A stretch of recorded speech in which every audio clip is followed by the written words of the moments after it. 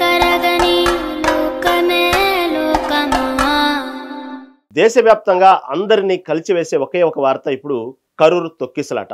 ఈ కరూరు తొక్కిసలాటలో ఇప్పటికీ 39 మంది చనిపోయారు. అరగంట వ్యవధిలోనే ఈ మొత్తం పెను విషాదం మొత్తం చోటు చేసుకుంది. ఉదయం 11 గంటలకు రావాల్సినటువంటి విజయ్ సాయంత్రం 7 గంటలకు వచ్చారు. ఇదే ప్రధాన కారణం అంటున్నారు అందరూ. సరే, ప్రసంగం ప్రారంభించిన కాసేపటికే జనంలో ఒక్కసారిగా తొక్కిసలాట మొదలైంది. అంతే 7 గంటల 15 నిమిషాలకు అంబులెన్సులు వచ్చాయి. 7 గంటల 25 నిమిషాలకి విజయ్ ప్రసంగం ముగించారు. 8 గంటలకు ఆ ప్రాంతం మొత్తం ఖాళీ అయింది. ఇలా మొత్తం తొక్కిసలాట సంఘటన ఒక్కసారిగా అందరినీ కలిసివేసింది.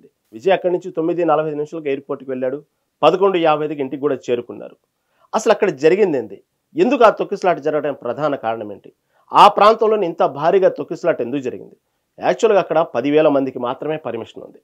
కానీ వచ్చింది మాత్రం 2 లక్షల మంది వచ్చారు. అక్కడ కార్నర్ మీటింగ్ ఏర్పాటు చేసేటప్పటికి జనం బాగా కనబడాలని ఆ కార్నర్ మీటింగ్ ఏర్పాటు చేశారు. 10,000 మంది రావాల్సినటువంటి పర్మిషన్ ఉన్నటువంటి ఆ ప్రాంతంలో 2 లక్షల మంది వచ్చేటప్పటికి ఈ విధంగా జరిగింది. పోలీసులు కూడా 10,000 మంది కోసమే అనుమతి ఇచ్చారు. కానీ విజయ్ ఫ్యాన్స్ మాత్రం అనూహ్యంగా తరలి వచ్చారు. మీటింగు ర్యాలీకి 2 లక్షల మంది వరకు వచ్చినట్లు కూడా అక్కడ సమాచారం ఉంది. అంతమందికి సరిపడా స్థలం లేక తొక్కిసలాట జరిగినట్లు తమిళ మీడియా ఛానల్ కూడా చెప్తున్నాయి. అందుకే 39 మంది చనిపోవడానికి ప్రధాన కారణమైంది. ఇలా విజయ్ సభలో తొక్కిసలాట జరగడం ఇదే మొదటిసారి కాదు, ఇది రెండోసారి. ఎందుకంటే గతంలో మధురైలో ఆయన నిర్వహించిన మొదటి సభలోనూ తొక్కిసలాట జరిగి ఒకరు చనిపోయారు. 400 మంది అస్వస్థతకు గురయ్యారు. ఈ రోజు కరూరు మీటింగ్ లో జరిగిన తొక్కిసలాటలో ఇప్పటికీ 39 మంది చనిపోయారు. 50 మందికి పైగా ఆసుపత్రిలో ఐసీయూలో చికిత్స పొందుతున్నారు. మళ్ళీ వారిలో ఊపిరాడని విధంగా చాలా మంది ఉన్నారనే వార్తలు వస్తున్నాయి. ఆ ప్రత్యక్ష సాక్షులు చెప్తున్నారు. చూడాలి ఏ సమయంలో ఏ చేదు వార్త వస్తుందో, అందరిలో భయం.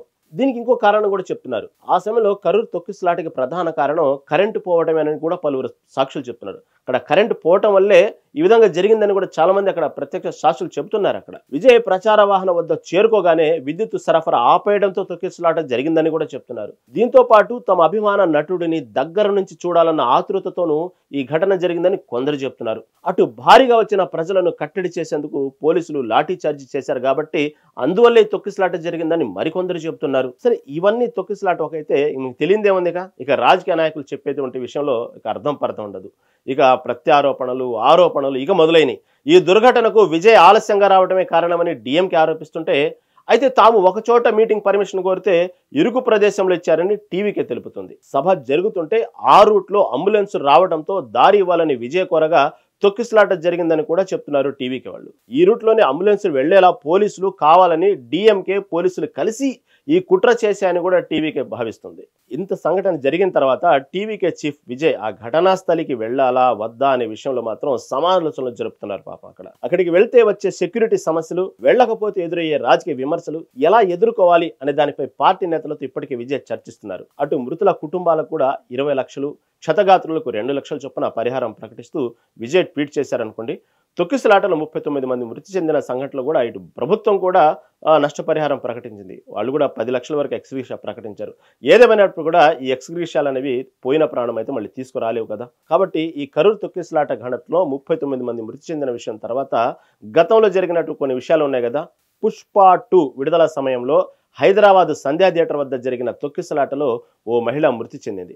ఆ కేసులో హీరో అల్లు అర్జున్ అరెస్ట్ చేయడం అప్పట్లో సంచలనం రేపింది. తాజా ఈ కరూరు ఘటనలో 10ల సంఖ్యలో ప్రజలు మృతి చెందడంతో విజయ్ను కూడా అరెస్టు చేస్తారా అని రాజకీయ వర్గాలు అయితే చర్చించుకుంటున్నాయి. మళ్ళీ చూడాలి ఏమైద్దో. ఎందుకంటే అక్కడ ఉన్నటువంటి అల్లు అర్జున్ కో న్యాయమా, విజయ్ కో న్యాయమా అనే వార్తలు కూడా ముందుకు వస్తా ఉన్నాయి. కాబట్టి విజయ్ని అరెస్ట్ చేస్తారా అని చెప్పి సీఎం స్టాలిన్ కూడా అడగటం జరిగింది. ఇలా టీవీకి అధినేతని మళ్ళీ మీరు అరెస్ట్ చేస్తారా అని స్టాలిన్ అడిగిన సందర్భంలో ఆయన మీడియా ప్రశ్నించింది. విచారణ కమిషన్ నివేదిక ఆధారంగా తదుపరి చర్యలు తీసుకుంటామని కూడా ఆయన వివరించారు. బయట జరిగే ఊహాగానాలన్నిటికీ తాను సమాధానం చెప్పలేనన్నారు. ఘటనపై అయితే రాజకీయ వ్యాఖ్యలు చేయనని కూడా తెలిపారు. మరోవైపు మృతుల కుటుంబాలను ఓదార్చడానికి తన దగ్గర మాటలు లేవని ఆవేదన వ్యక్తం చేశారు సీఎం స్టాలిన్. ఒక్కొక్క ఈ సంఘటన ఇలా ఉంటే అధినేత విజయ్ ఇంటి వద్ద అయితే ప్రత్యేక భద్రత, అంటే కరూరు సంఘటన నేపథ్యంలో చెన్నైలోని ఇంటి వద్ద పోలీసులు భారీ బందోబస్తు అయితే చర్యలు చేపట్టారు. ఇంటికి నలువైపులా బారికేడ్లు ఏర్పాటు చేసి ఆ మార్గంలో ఎవరిని అనుమతించట్లేదు. ఎందుకంటే ఘటన జరిగిన తర్వాత డిఎంకే కార్యకర్తలు విజయ్ ఇంటిని చుట్టుముట్టి నిరసన తెలిపేందుకు ప్రయత్నాలు జరిగినాయి. ఇక్కడ మొబిలైజేషన్ అయింది మొత్తం. ఆ విషయాన్ని పోలీసులకు ఇంటెలిజెన్స్ ద్వారా తెలిసి అక్కడ అడ్డుకున్నారు. ఈ టీవీకే కార్యకర్తలు సైతం కూడా విజయ్కు మద్దతుగా ఆయన ఇంటి వద్దకు చేరుకోగా ఇటు డిఎంకే ఇటు టీవీకే కార్యకర్తలతో మొత్తం ఆ ప్రాంగణం నిండిపోయింది. పోలీసులు అయితే వారిని అడ్డుకుంటున్నారు. వారిని అయితే తిప్పి పంపే ప్రయత్నం కూడా చేస్తున్నారు. ఈ విధంగా అక్కడ వాతావరణం అయితే ఉత్కంఠభరితంగా ఉంది. ఈ విధంగా ఉంటే తొక్కిసలాట బాధితులకు పరామర్శించిన స్టాలిన్ కూడా గవర్నమెంట్ మెడికల్ కాలేజీలో పరామర్శించారు. ఆసుపత్రిలో చికిత్స పొందుతున్న క్షతగాత్రులతో మాట్లాడి వారి పరిస్థితిని కూడా తెలుసుకున్నారు.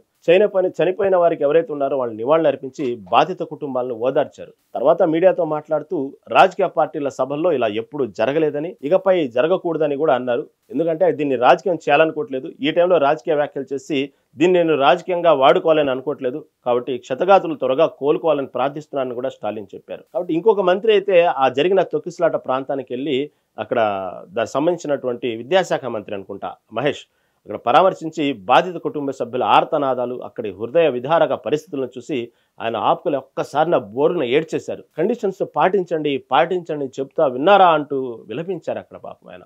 ఈ విధంగా ఈ జరుగుతున్నటువంటి పరిస్థితులు చూస్తా ఉంటే మనసు తరిక్కుపోతుంది. కాబట్టి ఇకనైనా రక్తదాహంతో ఉన్నటువంటి రాజకీయ సభలు ఈ విధంగా రక్తదాహంతో గాండ్రిస్తున్నాయి. ఇరుకు సందుల్లో మీటింగులు పెట్టి పోటెత్తిన జనసముద్రం, ఇసుకేస్తే రాలని జనం అని గొప్పలు చెప్పుకుంటూ రాజకీయ లబ్ధి కోసం నేతలైతే పాకులాడుతున్నారు. కార్యకర్తలు ఏమైనా పర్లేదు, తాము ఎదిగితే చాలనుకునే తీరు పలు కుటుంబాల్లో తీరని శోకం నింపుతుంది. ఇవాళ కరూరు సభ, గతంలో ఇలాంటి సంఘటనలు ఎన్నో పదుల సంఖ్యలో మరణించారు. కాబట్టి ఈ విధంగా మీ కార్యకర్తలు, ప్రజలు మరణించడం మీ పార్టీకి మంచిదా, మీకు మంచిదా? తాజా ఘటనతో ఇకనైనా రాజకీయ నేతల్లో మార్పు వస్తుందేమో చూడాలి.